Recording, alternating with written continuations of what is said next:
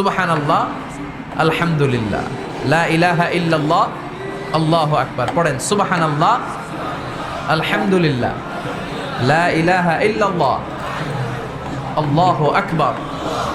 এই চারটা জিকির হচ্ছে শ্রেষ্ঠ জিকির, শ্রেষ্ঠ।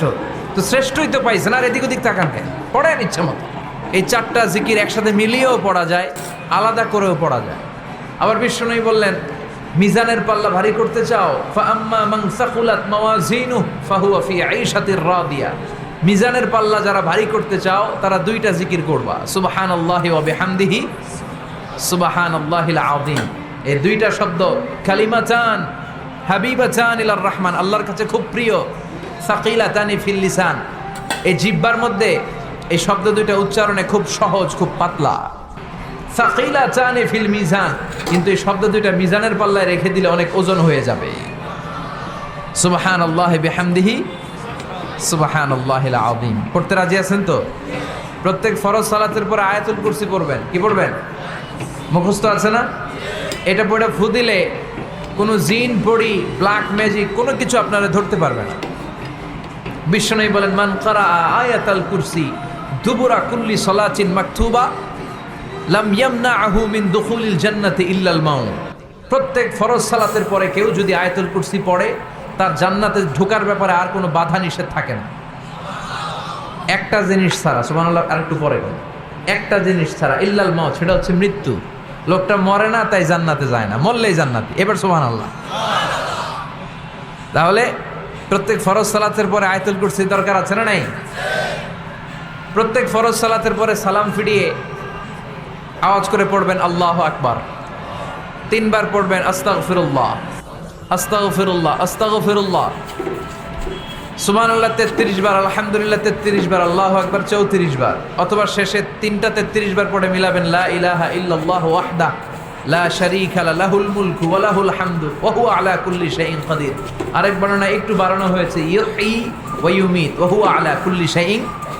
এগুলো পড়ে না, কোত্থেকে কি হাবিজাবি পড়ে ঈমান নষ্ট করে। এজন্য মুমিন হবে, মুমিন they work smart, they don't work hard. মুমিন স্মার্টলি কাজ করে, মুমিন কষ্ট করে কাজ করে না। সুবহানাল্লাহ কবেন না? মুমিন সুযোগ খোঁজে, মুমিন কাজ করে smartly. They don't work hard, they work smart, they work smart. তারা স্মার্টলি কাজ করে। কাবা ঘরের 4টা কর্নার আছে। একটা কর্নারের নাম হচ্ছে রুকনুল হাজারিল আসওয়াদ, এটার নাম হচ্ছে ব্ল্যাক স্টোন কর্নার, যেখানে হাজরা আসওয়াদের পাথর আছে। এই পাথরটাতে চুমু দিলে জীবনের গুনাহ সব মাফ করে দেয় কে? এটা জান্নাতি পাথর।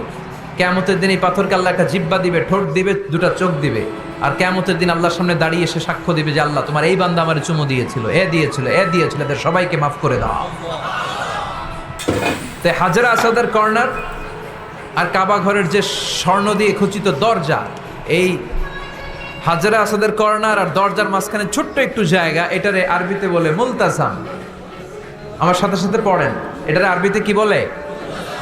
ইলতাজামা ইয়ালতাজিমু ইলতিজামান। মুলতাজিম, মুলতাজাম মানে হচ্ছে যেটার সাথে লেগে থাকা হয় সব সময়। সাহাবারা এই জায়গাটার সাথে লেগে থাকতেন, পেট লাগিয়ে, গাল লাগিয়ে, চোখ লাগিয়ে, মুখ লাগিয়ে কাঁদতেন আর দোয়া করতেন। আর এই জায়গায় পেট লাগিয়ে, শরীর লাগিয়ে দোয়া করলে ওই দোয়া আল্লাহ ফিরিয়ে দেয় না। কিন্তু ওই জায়গায় দোয়া করার চান্সও এত সহজে পাওয়া যায় না, ধাক্কা ধাক্কি যুদ্ধ করতে হবে আপনাদের। তো এক মাওলানা চান্স পাইছে ওইখানে, অনেক ধাক্কা ধাক্কি করে, খাইয়া দেয়া শক্তি কইরা ধাক্কা ধাক্কি। পাকিস্তানি পাঠানি যেগুলো আছে, 8-10টা পাঠান একসাথে দাঁড়ালে ওগুলার জ্বালায় কিছুই করা যায় না। এইভাবে তাকাইতে হয় ওদের দিকে, তাকাইলে আপনার টুপি পরে যাবে পিছনে, ইয়া উঁচু লম্বা।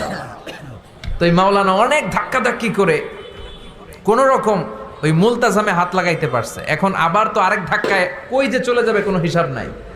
তো সেইখানে দাঁড়াই আল্লাহর কাছে দোয়া করছে, যেহেতু এই জায়গায় দোয়া করলেই আল্লাহ কবুল করে, এখন কয়টা চাবে আল্লাহর কাছে, সময় তো নাই। সে ওখানে হাত লাগিয়ে দোয়া করতেছে, আল্লাহ একটাই দোয়া, জীবনে যত দোয়া করছিলাম আর করবো সব দোয়া তুমি কবুল করে নিও। যত দোয়া জীবনে করছি আর মরার আগের দিন পর্যন্ত যত দোয়া আমি করব, এই দোয়াগুলো কবুল কইরো। এই একটাই চাওয়া, আর কিছু চাইলাম না তোমার কাছে। তো কিছু বাকি রাখছে? কথা বলেন। The believer, they work smart, they don't work hard. বিশ্বাসীরা স্মার্টলি কাজ করে, ওরা শক্তি খাটিয়ে ঘাম ঝরিয়ে কাজ করে না, ওরা সুযোগ খোঁজে, ওরা ঝোপ বোঝে কোপ মারে, ঠিক কিনা? যেখানে সওয়াব বেশি, অল্প কাজে প্রফিট বেশি, লাভ বেশি, ওইটাই না মানুষ করবে, ঠিক কিনা? এই জন্য যে সহি আমলগুলোর কথা বললাম ফরজ সালাতের পরে, আজকে থেকে এগুলো আমরা করব। মনে থাকবে? ইনশাল্লাহ পড়েন, আর জোরে পড়েন ইনশাআল্লাহ।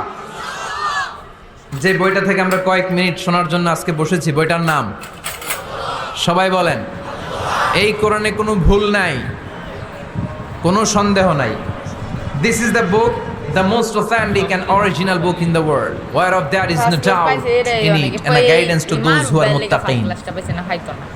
আল্লাহ বললেন যালিকাল কিতাব লা রাইবা ফিহি হুদাল লিল মুত্তাকিন। এমন বই যেটাতে সন্দেহের অবকাশ নেই, মুত্তাকিনদের জন্য গাইডলাইন। কিতাবুন আনজালনাহু ইলাইকা লিতুখরিজান নাসা মিনাল যুলুমাতি ইলান নূর। ও Muhammad, I've revealed this holy and sacred book unto you in order to lead the mankind out of darkness into the light. ও নবী, অনেকগুলো অন্ধকার থেকে একটা আলোর মশালের দিকে নিয়ে যাওয়ার জন্য আমি কোরআন নাজিল করেছি। বামপন্থীদেরকে ডানপন্থী বানানোর জন্য আমি কোরআন নাজিল করেছি। জাহান্নামীগুলারে জান্নাতি বানাতে আমি কোরআন নাজিল করেছি। সুবহানাল্লাহ পড়েন। ওই কোরআন থেকে আজকে আমরা কথা শুনবো, পড়েন ইনশাআল্লাহ। আমি আপনাদের খেদমতে আল কোরআন আল কারীমের 30তম পারার 112তম সূরা, খুব ছোট্ট একটি সূরা। সাইজে ছোট্ট হলেও ফজিলতের শেষ নাই, এই সূরার বরকতের শেষ নাই। এই সূরার ইম্পর্টেন্স, সিগনিফিকেন্স, স্ট্যাটাস, এগুলো শেষ নাই। অনেক ছোট ছোট জিনিসকে আমরা উপেক্ষা করি, আমরা গুরুত্ব দিতে চাই না, কিন্তু